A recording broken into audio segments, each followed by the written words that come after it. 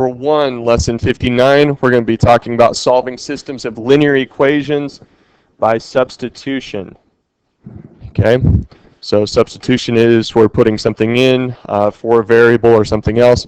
So to be a solution to a system of equations, an ordered pair, which is x, y, must satisfy both equations. So it causes, when I plug in x, a number for x into both equations, and I plug in a number for y in for both equations, it causes both equations to produce true statements. Okay, one method of finding solutions to systems of equations is to use the substitution method.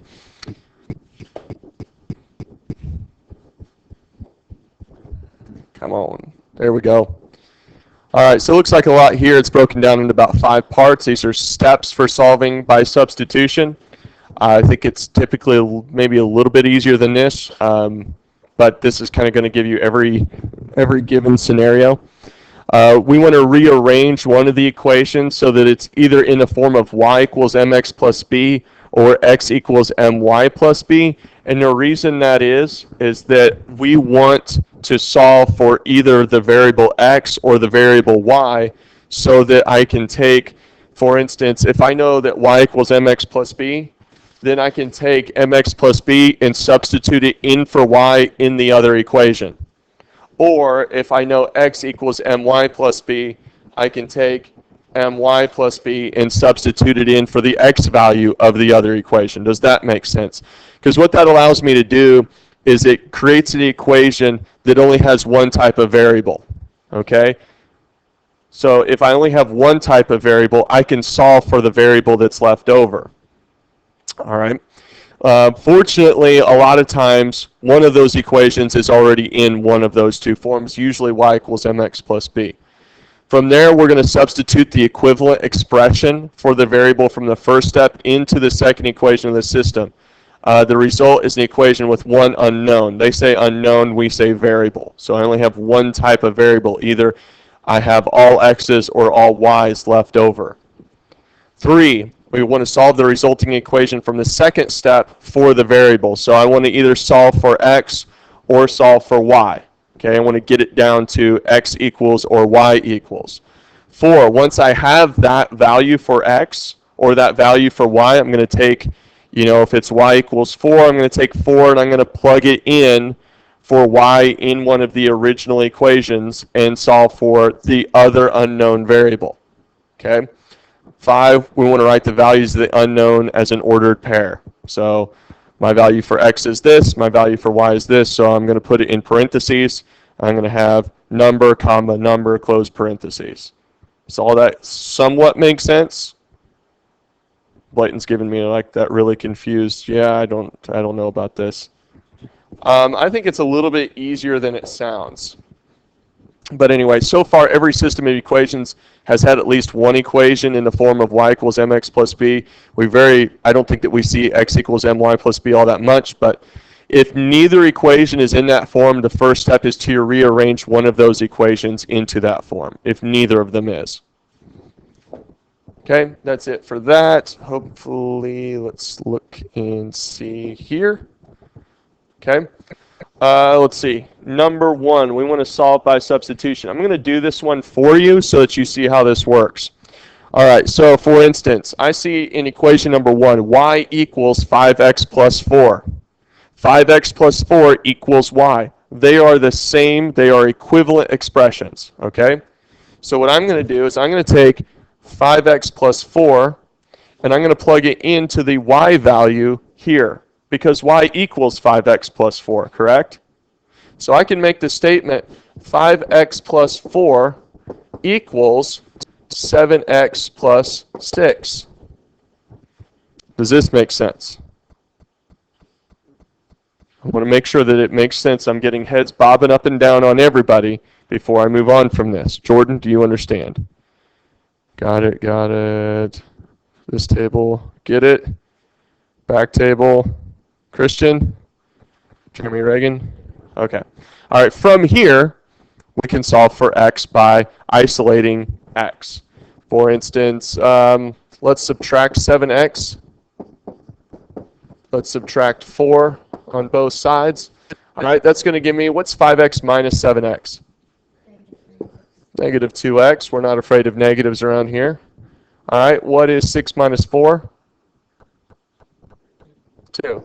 So I get negative 2x equals 2. Divide by negative 2. Divide by negative 2. X equals negative 1, right? All right. So do we understand effectively kind of step 1, step 2? Okay. What do I want to do with that negative 1? What do I do with it now that I know that x equals negative 1? Plug it in for what? Where? Plug it in for x where?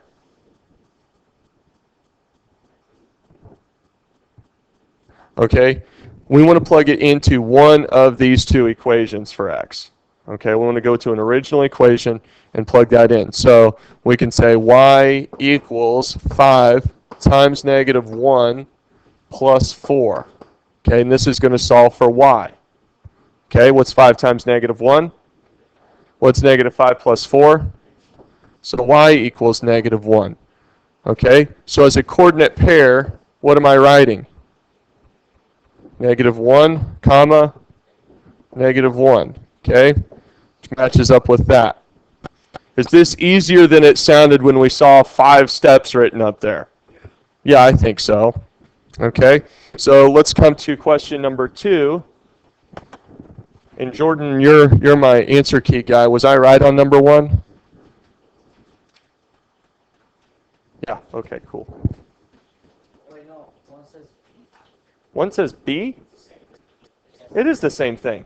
They're both negative 1. I'm wondering, like, what on earth is the difference there?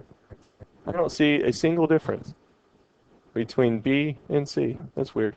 All right, let's see how you guys do with number 2. All right, the upper one, is that solved for a variable? No. All right, so if I'm going to substitute, am I going to substitute something from the first equation into the second equation, or from the second equation into the first? Second into the first. Okay. What part of it do you want to substitute in? What part from the second equation do you want to substitute in? X plus 5. Okay. What am I subbing x plus 5 in for? For the y. Okay, keep going here with me. So what am I writing as an equation where I'm going to solve?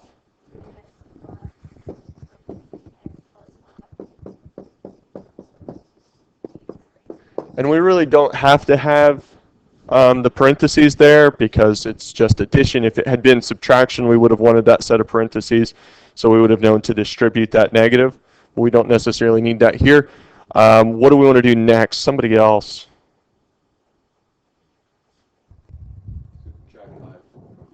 Subtract 5 from both sides, so we can do that. Okay, what is negative 3 minus 5? 3x plus x equals negative 8 is what I've heard. Okay, now what? Combine like terms, 3x and x is what? 4x equals negative 8. Don't drop the negative. Okay, now what? Divide by 4. Good, I'm hearing from some different people. What's negative 8 divided by 4? Negative 2. Okay.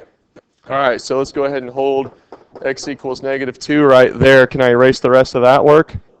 Okay, they've got that. What's the next step? We know x equals negative 2. Plug it in where? Okay, which original equation would you plug it into? You plug it into the bottom one. I agree. Right? Seems to be a lot simpler. Right? So we're getting y equals negative 2 plus 5. All right. What is it? 3.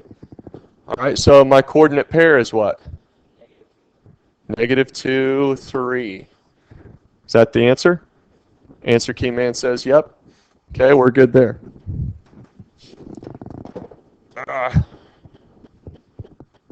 right, let's see. We are nearly out of time here. Do we feel like we have kind of a basic understanding of this? Okay, I know. Okay, so you want to look at 3. How about I at least get you started I'll get you to a starting point because, as she's noted, neither one of these is set up with a variable. If I was going to set this up with a variable, I would probably pick this one, right, because it has the least amount of movement necessary, and I would solve it for y. Okay, what would you do to solve this equation for y? Huh? Subtract y from both sides? No.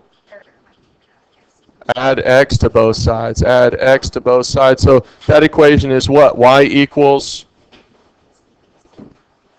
let's leave it in slope-intercept form. X plus 1? X minus 1. So this is the equation I'm going to start with. Okay, we're going to plug x minus 1 in for y up there, solve out for x. Okay, then plug in that value back in. Does that make sense? Okay. All right. Thank you guys for playing. We'll see you next time. Give me a second here.